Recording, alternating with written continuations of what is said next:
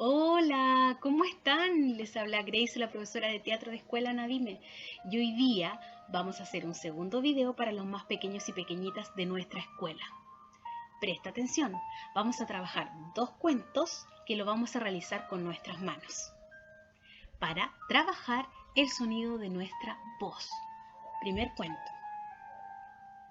Adivina, adivina qué tengo en la cocina.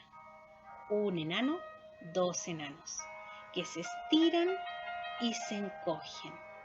Un enano, dos enanos, que se esconden muy temprano. Segundo cuento. Había un sapo sobre una piedra junto a un estanque de agua. Croak, croak, crack. De pronto vino una mosca.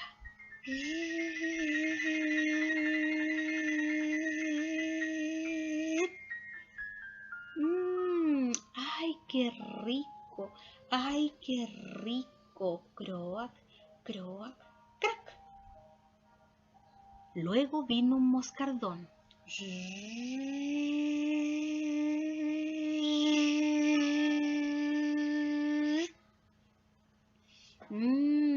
¡Ay, qué rico! ¡Ay, qué rico! Croak, croak, crack. Y finalmente vino un mosquito.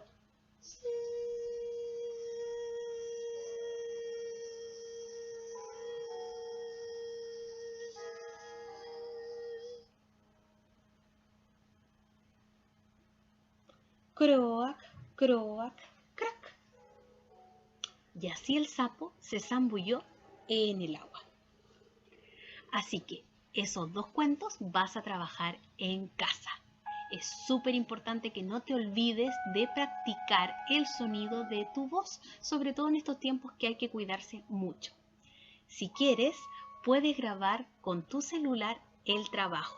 Y si no, no importa, lo más importante es que practiques en casa junto a tu familia. Así que te mando un abrazo, nos vemos pronto. ¡Chao!